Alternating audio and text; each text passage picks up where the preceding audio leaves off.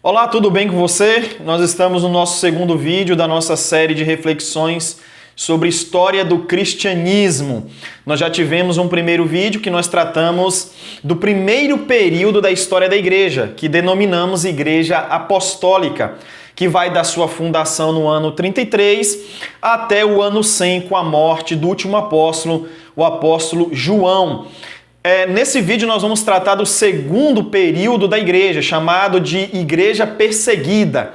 Esse segundo período, repito, chamado de Igreja Perseguida, que vai do ano 101 ao ano 313 depois de Cristo.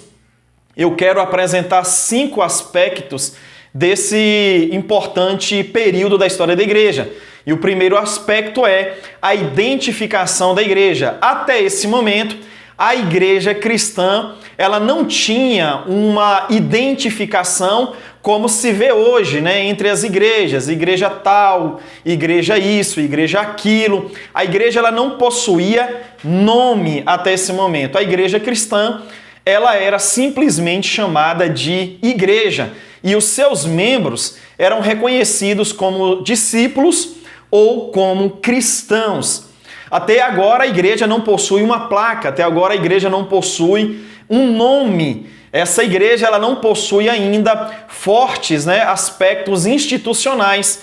Ela era uma simples comunidade de fé, mas muito relevante e poderosa em suas ações quanto à pregação do Evangelho.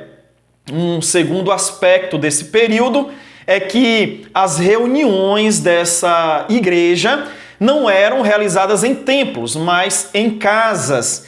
As 3 primeiras gerações de cristãos não possuíam templos como possuímos hoje. A gente pode dizer que essa era uma igreja sem igreja, ok? Então, aí você diz assim, pastor, mas como em Atos, no capítulo 2, a gente percebe Lucas falando da presença dos discípulos no templo. Bem, é preciso que se diga que esse templo não era um templo cristão, mas o templo judeu ali em Jerusalém, o chamado Templo de Salomão. E é importante dizer que essa presença dos cristãos nesse templo durou pouco tempo, porque logo houve uma perseguição e os cristãos saíram de Jerusalém. E posteriormente, no ano 70, esse templo foi destruído. Então, assim, a gente pode dizer que os primeiros cristãos usaram muito pouco o templo ali de Jerusalém. E uma outra informação importante é que, segundo a arqueologia cristã, o primeiro templo, ou a primeira igreja, ela só foi descoberta, isso recentemente, mas essa igreja ela data do ano 270 depois de Cristo. Então percebam vocês o tempo que levou para que a igreja possuísse templos, E mesmo assim esse templo, que data do ano 270, é um templo bastante simples, porque se trata simplesmente de uma casa com poucas e simples decorações. O terceiro aspecto desse período são as heresias que ameaçavam a igreja. Movimentos heréticos que causavam transtornos às comunidades de fé. O primeiro movimento herético é o movimento dos agnósticos. Eles acreditavam na salvação por meio do conhecimento humano e afirmavam que toda a matéria era má, isso incluindo o corpo humano.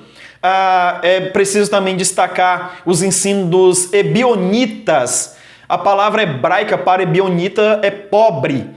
E esses ebionitas eram judeus cristãos que insistiam na obediência, ou na observância da lei e dos costumes judaicos. Algumas cartas, como a carta de Paulo aos Romanos ou aos Gálatas, vai combater os ensinamentos ali dos ebionitas. E por fim, vamos citar aqui os ensinos dos maniqueus, que acreditavam que o universo compõe do reino das trevas e também do reino da luz, e que ambos lutam pelo domínio da natureza, bem como do próprio homem. E diante dessa mobilização, ou desse movimento herético, que ameaçava a igreja de Jesus nesse tempo, Alguns movimentos também fez-se necessário dentro da própria igreja para combater essas heresias. A gente vai citar aqui 3 importantes movimentos. Primeiro, a formação do Novo Testamento. É preciso que se diga que as informações que a igreja tinha sobre Deus naquele momento advinha do Antigo Testamento. A Bíblia, né, podemos assim dizer, que os primeiros cristãos se utilizavam era o Antigo Testamento, a Bíblia judaica. Então, assim, houve naquele período a necessidade da formação, então, do Novo Testamento. Novo Testamento que começa, claro, a ser formado de forma natural em resposta a esses movimentos heréticos. Segundo um movimento interessante da igreja combatendo esse movimento herético é a multiplicação das cópias do Novo Testamento. O Novo Testamento ele é formado, ele é desenvolvido e as cópias, né, dos livros e das cartas vão sendo então vão sendo distribuídas, vão sendo feitas e distribuídas ali nas igrejas desse período. E o terceiro movimento, combatendo as heresias daquele momento, era o surgimento de novos líderes. Lembrando que a geração apostólica vai até ao ano 100, com a morte do apóstolo João. Então, novos líderes vão sendo levantados aí para defender a igreja e a verdadeira doutrina. Esses novos líderes que vão sendo levantados, eles são chamados de pais da igreja. E esse é o quarto ponto aqui desse período, né? Período da igreja perseguida, esse segundo período da igreja, onde a gente precisa falar dos pais da igreja. Os pais da igreja são pessoas, são líderes, né, de muita influência nesse período da igreja. A gente vai fazer o destaque aqui de alguns nomes, como, por exemplo, Policarpo, Justino, Marte, Irineu, Orígenes, Atanásio de Alexandria, que inclusive teve um papel muito importante na reunião e na organização dos livros do Novo Testamento, e os chamados 3 capadócios, o Basílio de Cesareia, o Gregório de Nazianzo e também o Gregório de Nissa. Então, esses são os pais da igreja. Claro que houve muitos outros, né, pais da igreja, e inclusive eu tenho um livro aqui de um daqueles que são considerado um dos pais da igreja, que é o Eusébios de Cesareia. E o seu livro História Eclesiástica é um dos livros, né, que eu incentivo a você a fazer a leitura, porque trata desse período, né, do segundo período da história da igreja. E aí a gente parte aqui para a quinta característica desse período, que é a perseguição daquele tempo, a igreja perseguida, né?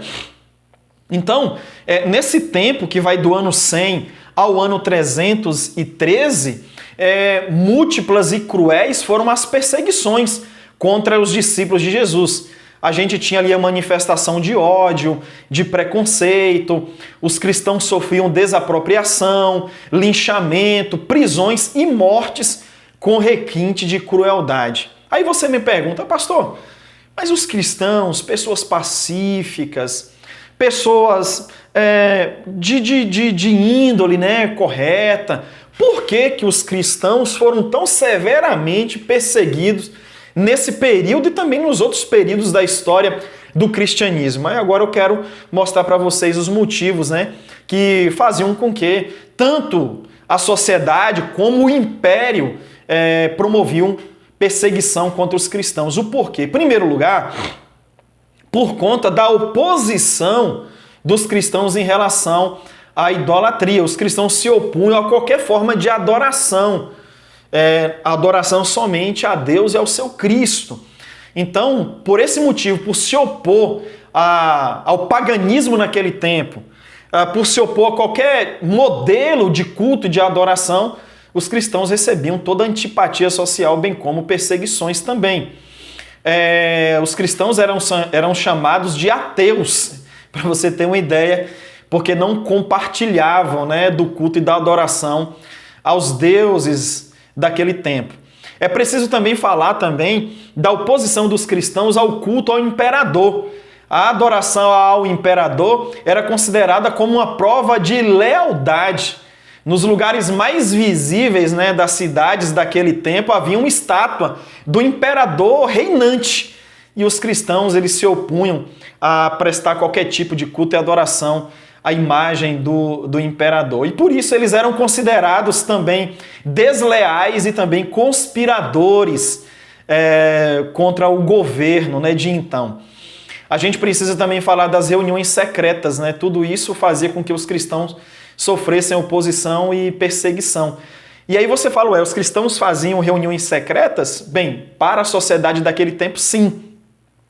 A sociedade antipática aos cristãos considerava os cultos realizados em cavernas, em catacumbas, bem como a ministração da ceia, né, que era limitada apenas à presença dos membros da comunidade.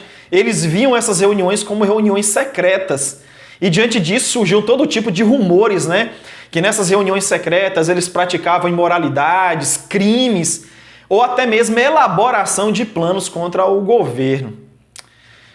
Por tudo isso os cristãos eles eram odiados, né? Eles eram perseguidos. E também a gente vai considerar aqui uma outra mensagem cristã que entrava em atrito, né, com o pensamento social daquele tempo. Porque os cristãos consideravam todos os seres humanos iguais, mas a sociedade romana não admitia isso. A sociedade romana tinha uma clara divisão, né, de classes em sua sociedade, a pirâmide social romana, né? E os cristãos eles não faziam distinção de uma pessoa para outra, né? Os membros da igreja eram tratados como iguais, seja o patrão, seja o servo, todos eram tratados com igualdade.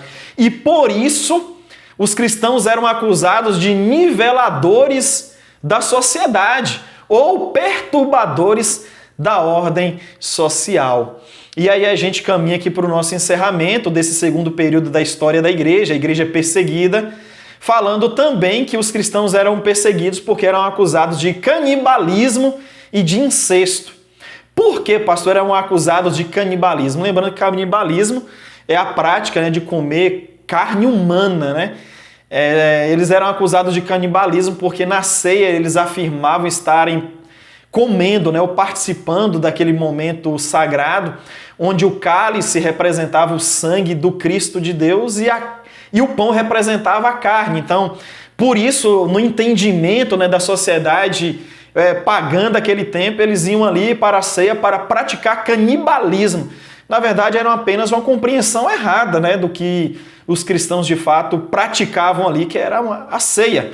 Era o comer do pão, que simbolizava o corpo de Cristo, e o beber do vinho, que simbolizava o sangue do Cristo. Por tudo isso, os cristãos eram perseguidos e recebiam todo tipo de antipatia social. Concluindo, o fim dessa perseguição aos cristãos só vai ser uma realidade no ano 313, porque ali o Constantino, o então imperador romano da época, ele vai publicar o famoso Edito de Milão no dia 13 de junho do ano 313, e esse Edito de Milão, essa lei, assegurava tolerância e liberdade de culto para os cristãos em todo o território do Império Romano. Então as perseguições elas vão cessar aí após o Edito de Milão.